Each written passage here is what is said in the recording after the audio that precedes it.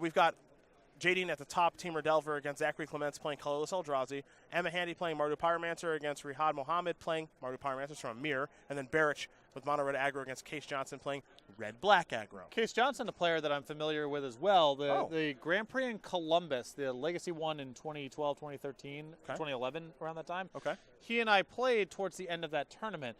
And Case, at the time at least, was living in Princeton, New Jersey, so we sort of talked about the kind of the old neighborhood and all that kind of stuff. Okay. And he is I think, one of the very first Magic players I played against, because he was a teenager in that event, who was, I had been playing Magic for more years than he had been alive. That was when, now it happens a lot more commonly. Yeah, of course. But Case was kind of the first time that happened. So given that he and I grew up in kind of the same area, plus his age stood out to me at the time, especially because he was playing in the Legacy event. Yep.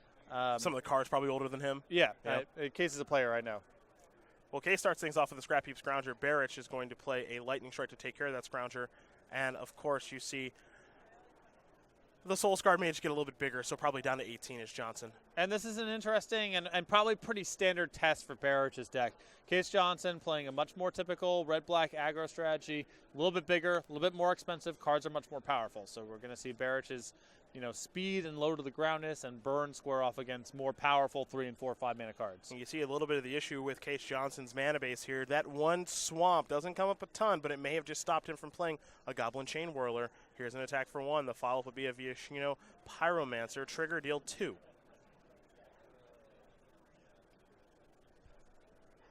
Back over to Johnson we go. There's another red source.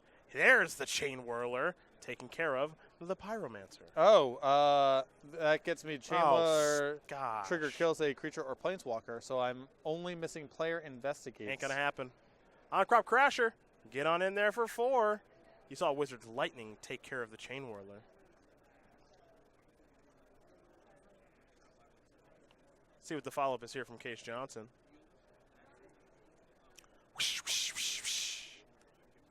Much more modest this time around with the on-crop crasher. Barrett will take 1 from that Chain Whirler.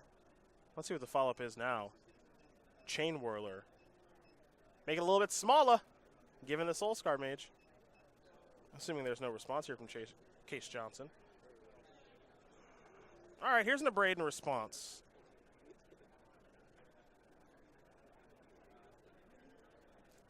And target Soul Scar Mage. All right. Shock it. Yeah, this is what I like about the burn heavy build. Just combos. So many combos. Yep. Yeah, you do a much better job with Soul Scar Mage. So I believe Johnson should be down to 7 now. 1 from the Chain Whirler, 3 from the Crasher. There's a Dragon Skull Summit. Here's Hazaret. 1 card left in hand. We're going to go back over to Barich. Barich will draw. He doesn't have a Hazaret just yet. He'll play a Bomac Courier. Let's see what this is. It's an Abrade there. Okay. All right. That was really important. I mean, that would have been lethal with the Exert trigger, but now Case maybe in a position to pivot, start taking control with Hazaret.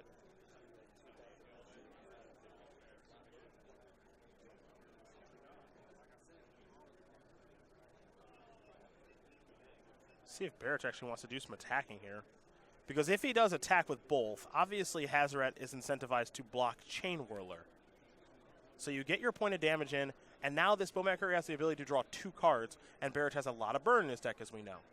Well, it not necessarily 2 cards, because Case can just Case can simply untap and kill with Hazaret. True.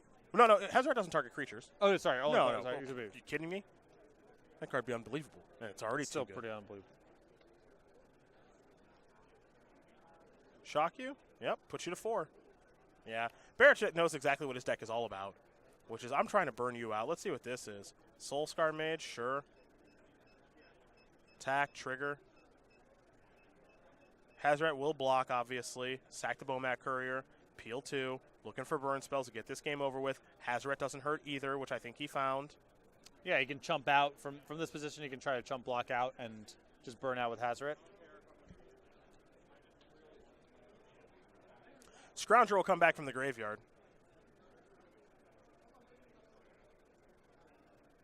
And here comes Scrounger. Also, the nice thing, too, is as Barich will draw, picked up a copy of Bomac Courier. If he has Hazaret in hand, play Mountain, play Bomac Courier, play Hazaret, attack with all your stuff. So here's that.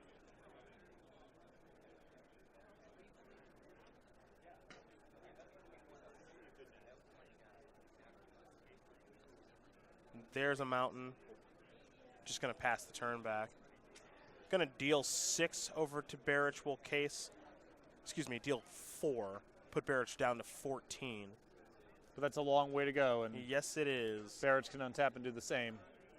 Barich will draw. Right now, Case Johnson's going to deal 2. Put him down a little bit lower, but Barich will just be able to say, end of your turn, shoot you for 2.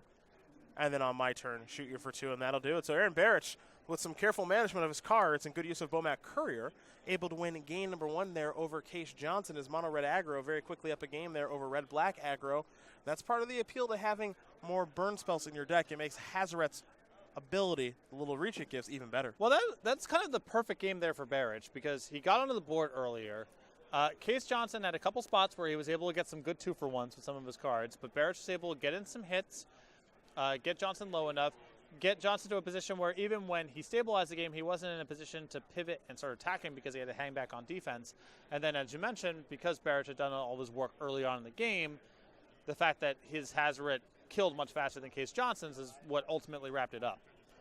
We'll take a look at the sideboards here between these two players. I'm going to start with Case Johnson. His 4 Duress, 3 Chandra's Defeat, 3 Magma Spray, along with a Glory Bringer, Rekindling Phoenix, a Chandra Torch of Defiance, an Hour of Glory, and a Doomfall. So the instinct, I think, in the mirror match is to go bigger.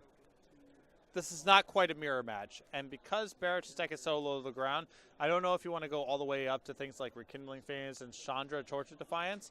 I definitely like the 3 Magma Sprays and the 3 copies of Chandra's Defeat, along with the 1 Glory Bringer. I think those are easy. The Chandra, the Rekindling Phoenix, I think are a little bit shaky here than they usually are. For Aaron Barich's sideboard, he's got 4 Chandra's Defeat of his own, 3 Rekindling Phoenix, 3 Abrades, 2 Fight with Fire, Vance's Blasting Cannons, a Chandra Torch of Defiance, and a Scavenger Grounds. Definitely like the Chandra's Defeats. And past that, again, he can go a little bit bigger, a little bit more durable with Blasting Cannon, Chandra, and Rekindling Phoenix, but I don't know how much of that stuff he really wants when most of his edges being low to the ground. Well, those are the options there for both players, and we will see exactly how they opt the sideboard. And we'll watch game number 2 here in just a moment. Quick update there on our scoreboard. JD Klomparens with Team Redelver up a game there over Zachary Clementz playing Colorless Eldrazi, and then Emma Handy and Riyadh Mohammed. Well, they're in game number 1 still, the Mardu Pyromancer Mirror. So we'll turn our attention back to Barich versus Johnson in just a moment. But first, let's talk about Aaron and his token. We mentioned that he won that Season 1 Invitational earlier this year at SCGCon. Congratulations to him.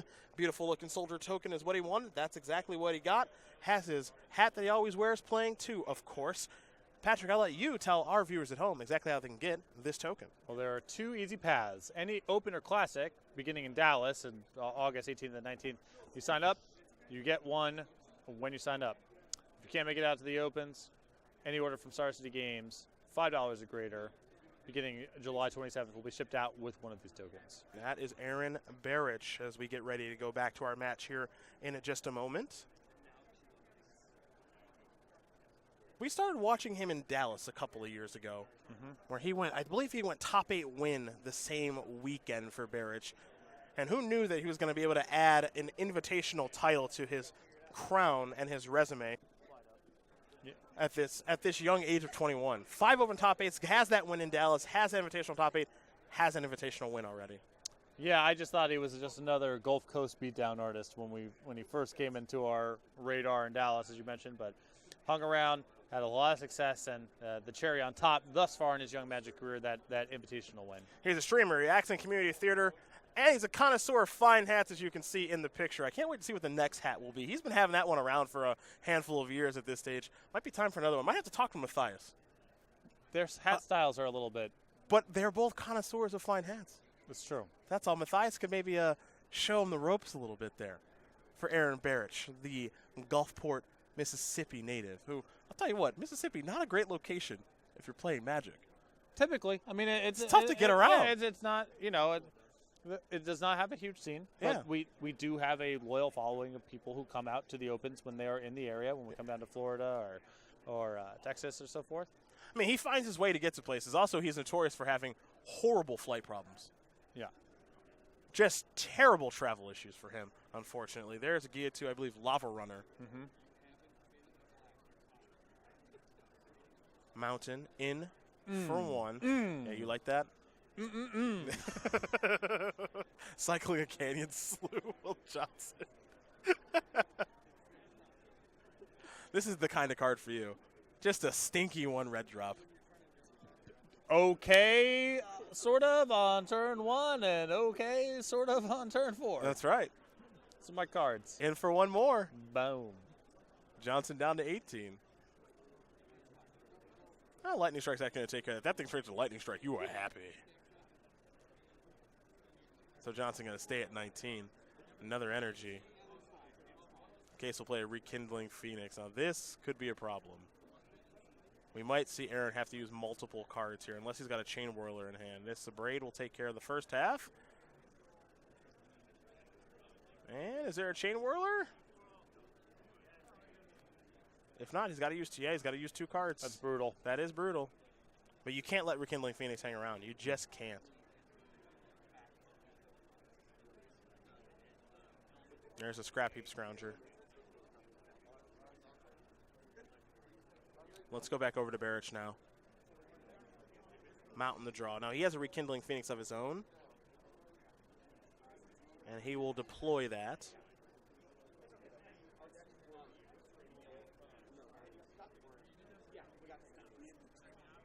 All right, that'll be in a Braid. There is a token on the battlefield there for Rekindling Phoenix. We'll use Aaron's hand for it right now, and it's dead now. So fortunately for Aaron, Case had to use 2 cards as well, but Case is in a pretty good position thus far as he plays another Canyon Slew and passes the turn back. Yeah, Barich's cards are so much less powerful that when the game's a little slow like this, even if both players have relatively high life totals and the game looks similar, it's a big edge for Johnson. And Gitu Lava Runner coming down with a little extra power and haste. There's an attack for 3.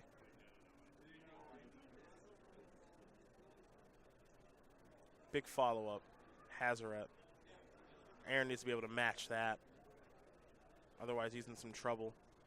There's an attack. Yeah, the thing about Barich's deck is that he sacrifices power level for speed and efficiency. But when we get into a game like this where he draws 6 lands, it's going to be hard to win. Well, the bigger thing, he is flooding out for sure, but I think the bigger issue is that he just had the 1 threat card. Yep. He didn't go 1, 2, 3. He went 1, pass, pass. And that's a big edge to Johnson, even if Barich has live cards in his hand. Yep. Because his removal spells just aren't that good unless it's being backed up by pressure. And you see the closing speed on this game. You're going to see a Lightning Strike take care of a Scrounger, only temporarily, of course. Now that's a Hazoret. That's a good time for that. Your life totals are definitely not accurate. Please get those updated.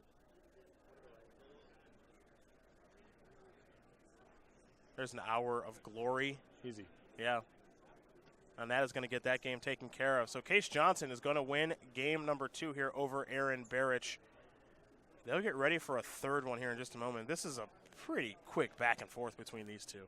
Yep, and you've seen right now both sides of it from Barich's side. Low to the ground, efficient, even though his card economy wasn't always the best in game number 1. The fact that he was using all his mana early and often and applying a lot of pressure was good enough to finish out the game. And then in game number 2, drew a lot of reactive cards, only 1 threat, didn't get enough pressure going, and once the game dragged out, it felt pretty helpless from his side. Yeah, I think, as you mentioned, he's kind of got to just go kind of 1, 2, 3 or something close to it, you know, some sort of 1-drop into Chain Whirler or something, and he didn't have that game. And that's why when I'm looking at the sideboard of the, with the 3 Rekindling Phoenixes and the 4 Chandra's Defeats and the Chandra, I just don't know. All these cards are fine in the abstract. I just don't know how much of his early pressure he wants to dilute here, because I don't think he's favored trying to go, pound for pound with Johnson's deck on 4 and 5 mana plays. Yeah, neither do I. He's got to end the game in short order. Longer we go, I mean, Johnson gets the opportunity to, of course, use Rekindling Phoenix, Glorybringer, so on and so forth. Draw cards like Hour of Glory, which a 4-mana card is normally not very good against Barich, but in situations where we go longer, we saw there it is. And I think maybe most importantly, is Scrap Heap Scrounger's Recursion actually plays a role in the things there. Exactly. Yeah, that's another element of it too. You see the sideboards there. Not a lot going to change for either player, though Case Johnson is going back to the drawing board. So while they do that, we'll do this. We'll talk about our YouTube page here with Star City Games, where you can see and view the Versus series with Todd Anderson, Brad Nelson, Todd Stevens, and Ross Merriam. Of course, Commander Versus with Justin Parnell, Jonathan Suarez, Jeremy Knoll, and the American Dream. Stephen Green. Is he here this weekend? He sold me, or traded me rather, my City of Brass, in fact. So yes. Yes, he is. I need to go see him. He's on the other side of the room, I think. Haven't seen him just yet, but he's always here looming.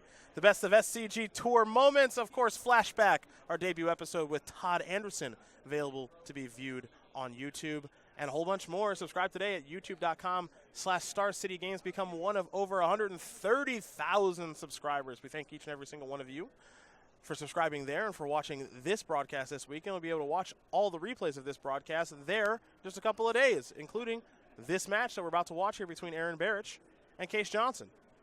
Game number 3 about to be underway between the two. They'll lay with their opening hands. Barich, of course, on the play. You see the scoreboard there. JD's still up a game there over Zachary. And Emma Handy and Riyadh, they are deep in the tank as they get ready here to finish off game number 1. Looks like Case Johnson going to take a mulligan here.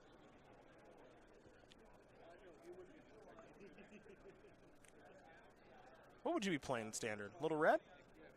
Something close to Barich's deck.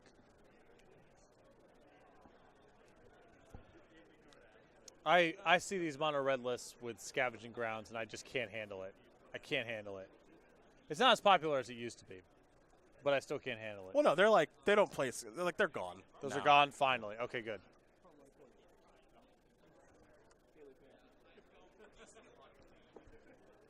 I really like 4 Shock, 4 Light. Basically, the cards that Barich is not playing are my least favorite cards in the deck. Okay. All right. A Braid and Hardicurin. You just don't strike me as someone who would play a bigger red deck. I know. It's not really my speed. I've never thought that it really was. So Scrounger's so busted that losing that is that card is silly. That card's just not. That's a silly card. How good it is. Mm-hmm. Lightning Strike going to take care of Soul Scar Mage. Pass the turn back over to Johnson. I just can't. Doing stuff like that just can't feel good if you're Aaron.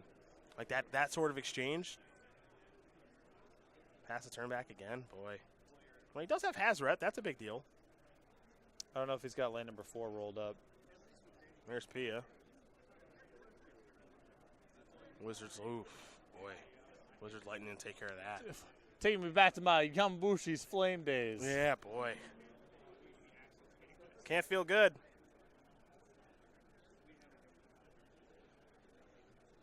There's the Chain Whirler. Take care of the Thopter token. Deal Case Johnson 1. Bring it down to 19. Pass that turn back. Case has land 4. It's a hub. There's a Chain Whirler there. Both players going to fall down to 19.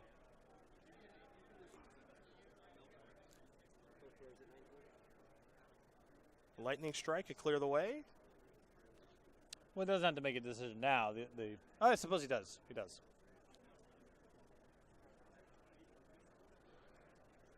Could go with a Braid, too. Kind of like using a Braid in this spot. I guess he's saving a Braid for something that's artifact related.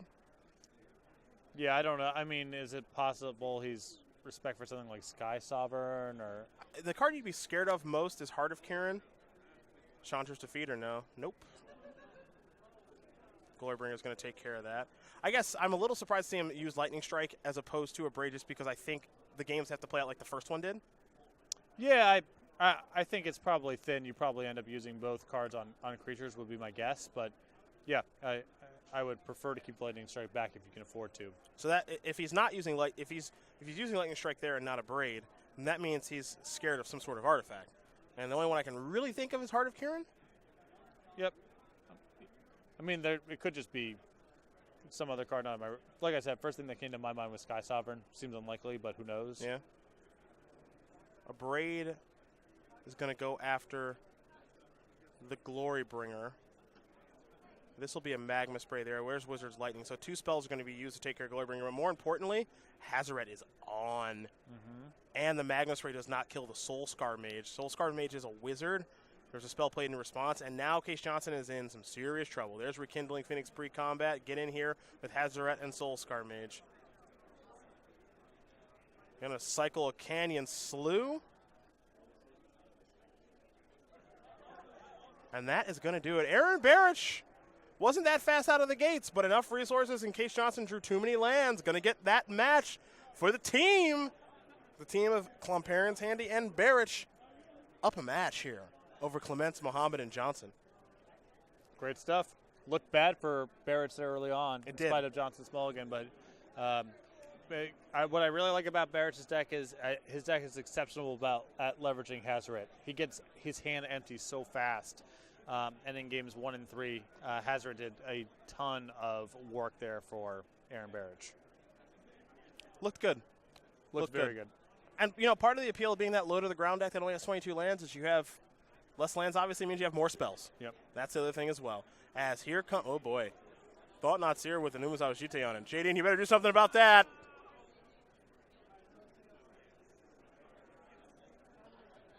That's my analysis of this game. You better do something about that. You see Zachary Clementz's battlefield. St. Eldrazi Temple, Cavernous Souls. Looks like a couple copies of Cavernous Souls for J. Dean. A tropical island, a volcanic island, a wasteland. Now, the only thing we need to really figure out here is it looks like Insectile Aberration is going to block Thought Not Seer. And now there is, in a braid, GTA is going to get 2 counters. What is that Sorcerer Spyglass naming? That's a great question, as there's an Eldrazi Mimic. Now we go back over to Klomparens, who's got to fend off a Jite that has 2 counters on it, and now an Eldrazi Mimic. Wasteland was the name with Sorcerer Spyglass. This is a Ponder. 2, 3. Bolt among those cards. A little surprised that maybe see JD and use the red mana there to cast the Ponder. Yeah, it depends what green card she's drawing to, but yeah, you'd really like to be able to cast a bolt on that Mimic right now. It's always tough when you're playing Teamer too, what mana you're supposed to tap, because if you draw Tarmogoyf for Nimble Mongoose, you're probably happy with that. Right, exactly.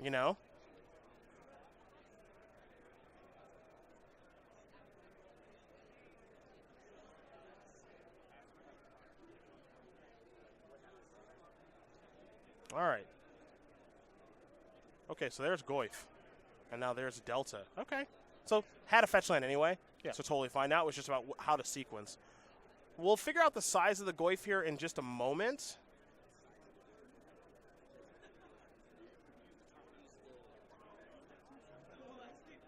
There's an Eldrazi Temple. Oh boy, what is this? Ooh, boy. That'll play. That will play indeed. As an All Is Dust going to take care of the Tarmogoyf and take care of this particular game for Zachary Clementz as they are all tied up. Emma Handy won a marathon affair against Riyadh Mohammed. So game number 1 goes to Handy.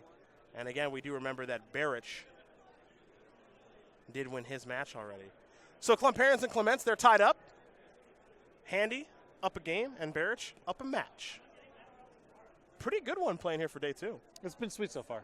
I'm a little surprised when it comes to Legacy that we don't see more colorless Eldrazi. Seems like that deck could be really powerful. When I played Sneak and Show at one of the SCG team tournaments in Baltimore, I ran into that deck a few times and got crushed. It was impressive. It just seems like it'd be a really good deck. I don't know. Has really good mana. Has 8 2-mana lands. City of Traders in Ancient Tomb. Actually 12, because Temple too. And if you want to play Ayavugan, I guess I just get out his deck list. Yeah, you can go up to 16. So let's see. 4 Temples, 4 Tombs, 4 Wastelands, 4 Cavernous Souls, 3 Ayavugans, 2 City of Traders, 2 Factories, an Urborg and a Caracas. So yes, your deck is... It's going to have some trouble for every double Wasteland draw your opponent has. Right. That's going to be an issue. But the lands in this deck are busted. Yeah. I mean, none of these lands are okay. They're all... oh, really, really good. They're all really, really good. Mimic, Reshaper, Thought Not Seer, Reality Smasher, Endless One. Those are all 4 ofs. 4 Chalices just baked in. Yeah. Got the 2-mana lands. Strikes me as a lot to like about the deck. I think this deck's quite good. I don't know if there's anything that made it better or worse with the bannings, because I don't think it's a deck that was really too effective by Deathrite. I think that it has gotten worse. If you expect there to be more combo, generally speaking, this deck isn't the most disruptive. It's just a curve of creatures. Yeah. I mean, you have Thought Knots and Chalice, and that's really Chalice. Yeah, that's a good point. Your clock isn't so fast that a Legacy combo deck cares. Like if there's more Reanimator in the metagame, this deck gets a lot worse, in my opinion. I agree with that. You have to, if you're playing against Reanimator, you got to have Chalice on 1. Yeah. Basically. Because they have a lot of 1-mana spells, but it also depends on which Reanimator deck you're playing against. If you're playing against Black-Red, they're just going to probably run you down. Yeah. But I thought this deck was totally fine against Deathrite powered strategies. We're underway here in game number 3 between Klomparens and Clementz. There's an Eldrazi Temple into an Eldrazi Mimic. JD's going to sacrifice Polluted Delta. I mean, this deck isn't trying to play fair at all. Well, I mean, by swing with its lands. Yeah, by Legacy standards, though, this is pretty fair. It's not very disruptive. It's just a curve of creatures. Fair. But the lands are really, really good. If you are playing a deck like JD's, it is nice to know that basically everything you're trying to do is just going to kind of resolve. It just resolves, yeah. You know? So I don't have to worry about days, force, any of that stuff. The biggest concern is Chalice on 1 on the first or second turn of the game. This is going to be, I believe, a Ponder. Might be okay. It's the that's what I thought it was. The Jace's Spellbook, Brainstorm, and now I know for sure. 2 cards go back. Wasteland you. That's the fear. It's playing against maybe a double Wasteland draw. Yeah. I mean, Source of Spyglass was in the deck, and there's almost no activated abilities in Klomparens' deck. Yeah. So that tells you something. Yeah, Factory being the land is so slow. JD's going to sacrifice a Scalding Tarn. Probably go get Tropical Island and deploy the Nimble Mongoose. It's back. I'm glad it's back. Dismember the draw. This will be a Temple.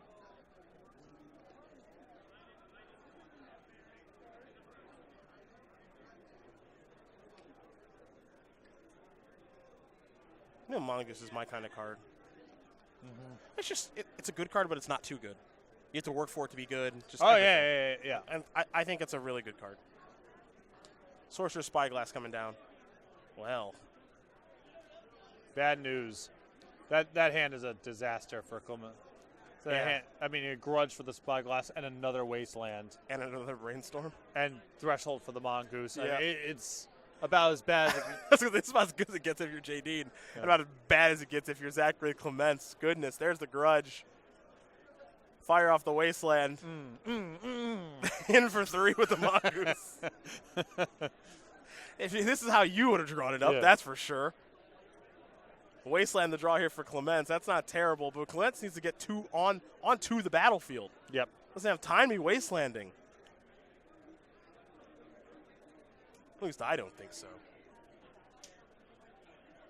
There's a Cavern of Souls. Here's a Chalice on 1. That Chalice on 1 doesn't do all that much right now.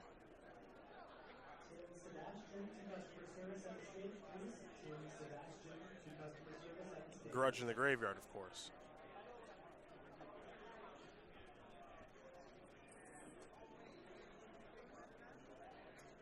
There's Polluted Delta for JD.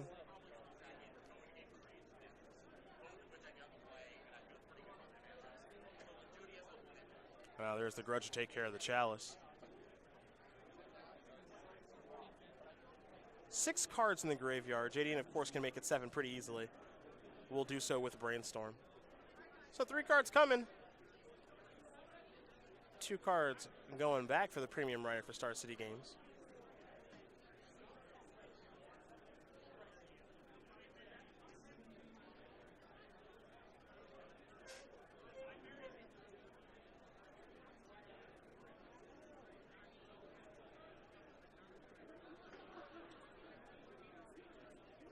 So much pressure.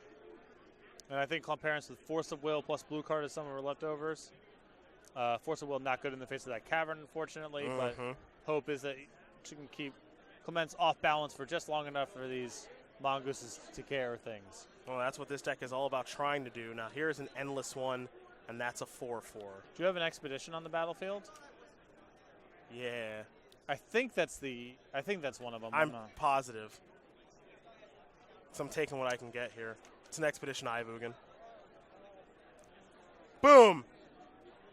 How big was that Tarmogoyf? I don't know. I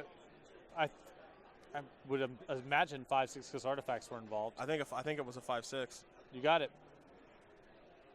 Bingo! All right, cool. And now we can retire the boards. Dude. Big win here. This feels right. Big win. Keep the streak going. You were pretty close this week, too. Yep. You just couldn't get a clue. Trying to get a clue, that's a lot to ask for. It is. Across 3 formats. Here's a ponder. So what's JD going to do about this endless one? 2 dismembers in the deck. Well, that answers that. JD's start was incredible. Just wasn't that much pressure. Yeah. You have a Delver in there, then this game's easy. But yeah, if there was a Delver, this would have been a joke. It's a really good point. Now at this point, I think it's really just Dismember that's the draw. She does have a True Name Nemesis also. That'd be pretty good here. Not this turn, but in general, a good card to draw too. All right, looks like it's going to be a shuffle with Ponder.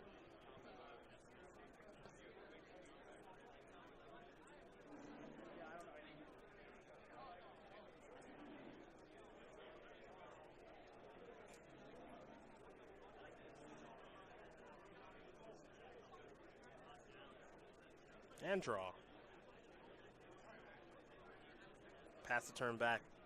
Bad news. Yes, it is. Endless One is just the stone cold wall right now. Wasteland the play there for Clementz. The follow-up here might be Chalice for 1. Getting to be worse news for Klomparens.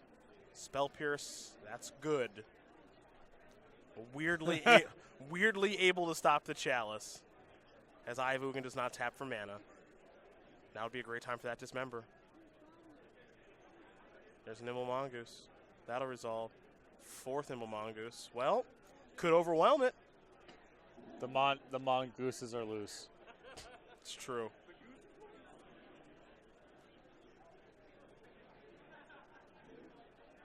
Thought Not Seer in hand.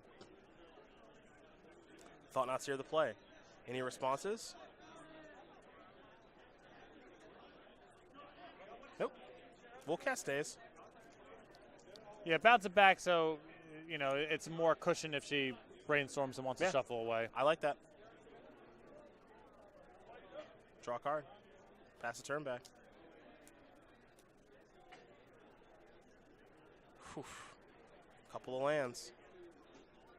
This is going to get... She's got to find a Delver. True Name. Delver, True Name, Brainstorm. It's getting tough. Chalice. Delver's now no longer anything. Brainstorm, not much of anything.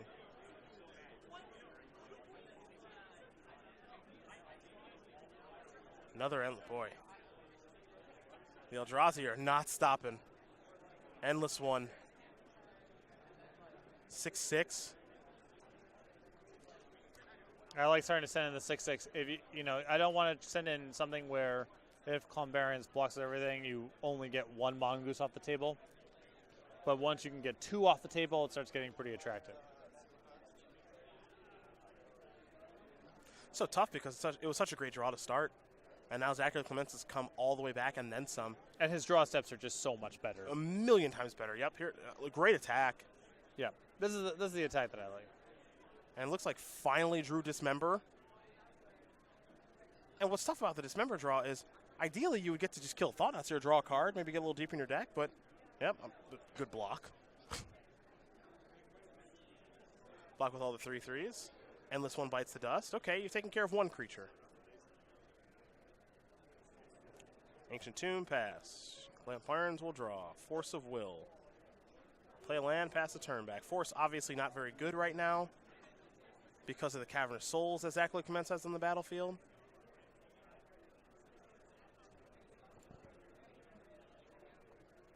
But Clementz is now reaching. He's going to pay 2 life. This is, uh-oh. I hope Jadine has a blue card. Oof. That is going to do it. Zachary Clementz is going to win this game and match here over Jadine Klomparens. 2-1. Colorless Eldrazi just too powerful for Jadine to stop, and in all is dust. put a wrap on this match. And now we'll head over to Modern. Yes, we will.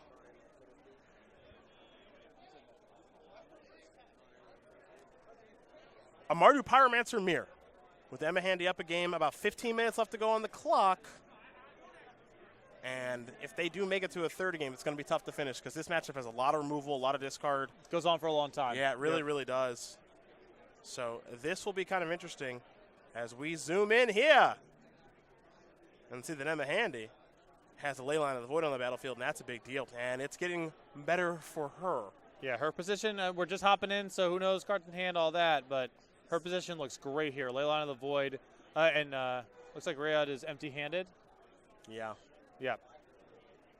This looks like a commanding position here for Handy. Leyline of the Void so powerful in this matchup. This Mardu Pyromancer deck relies on its graveyard quite a bit as an extension of its hand. When you have Lingering Souls, you have Faithless Looting, and you have Bedlam Reveler. And when Liliana shows up, it has the ability to kill Young Pyromancer, all those Lingering Souls tokens, and a whole bunch more. So Emma Handy has a commanding lead as Liliana goes back up. And now there's a Fulminator Mage to take care of the white source. Yeah, I like cutting off the white mana there. Lingering Souls is a card, and maybe he has a stray Wear Tear or something along those lines. Really hard for a red-black deck to remove an enchantment. And if Mohammed can't really function in the face of Leyline of the Void over the long term, don't take any risk, even if it's unlikely. Mohammed will play a Faithless Looting. Going to discard a Bloodstained Mire and a Young Pyromancer. Easy discards given what's on the battlefield. The card that he kept was a Liliana, the last hope of his own. Handy. Going to play a Mountain. This is a Young Pyromancer. Plus, pass the turn back. Bedlam Reveler of the draw. Ways away. Yeah, I'd say so. As we head back over to Emma Handy, who's got a commanding lead on this game, thinking maybe about casting a Kolaghan's Command, maybe deal 2 to you, discard, depending on what's in the graveyard. Also make an elemental token. And Bedlam Reveler will be placed into the exile zone, given the discard there from Kolaghan's Command, and Emma Handy will actually get a card back from the graveyard. She's got her Fulminator Mage back. Faithless Looting here from the graveyard. It'll generate another elemental token. Draw 1 and 2. Discards will be coming here in just a moment. But it looks like Emma Handy has a commanding lead here, which is great if you're Jadine and Aaron. Because I'm sure they would love to be playing in day number 2 of competition, and it looks like they'll be headed that way. As here's a Thoughtseize, make a token, take care of Liliana. Handy will lose a bit of life in the process, but I'm sure happy to pay some life to clear that card out of the hand. As Liliana will go up, we'll head back over to Mohammed. Looks like he's drawn a land. He'll play a Black Leaf Cliffs tapped. Handy will quickly untap and take a draw step. In for 5, we'll bring Mohammed down to 6. Liliana's elevator is going to go up here, I imagine, in just a moment to 7. And Fulminator Mage is going to come down as well. That'll take care of that land just in case something weird like a Damnation may show up. And now here's a Thoughtseize to make another token to be able to attack for a lethal here in just a moment. Mohammed taking his last draw step, maybe of the day. And that is it. Emma Handy going to win this game and match over Rihad Mohammed, which means the team of JD and Klomparens on Team Redelver, Emma Handy on Mardu Pyromancer, and Aaron Barich on Mono Red Aggro. They win the match. They're moving on to day number 2 of competition here in Philly. And time for the smiles and high fives.